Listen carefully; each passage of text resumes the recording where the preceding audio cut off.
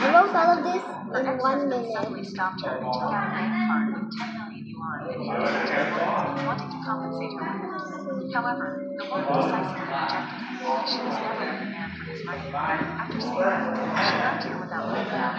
The husband looked at his wife's back and fell into deep thought. Then he returned home. Without his wife's visit, he felt a little depressed for a while. He wanted to turn on the TV to change his mood, but he accidentally found his wife's diary in the gas, which reported the 25 years they had had hand in hand. They knew each other and fell in love, got married and had children, until they were both gray-haired. His wife has been silently contributing to this family and taking care of their son in every possible way. Looking at the beautiful fragments of the two people in the past, he couldn't help but feel himself in his heart. Then, at this moment, an urgent news suddenly appeared on TV.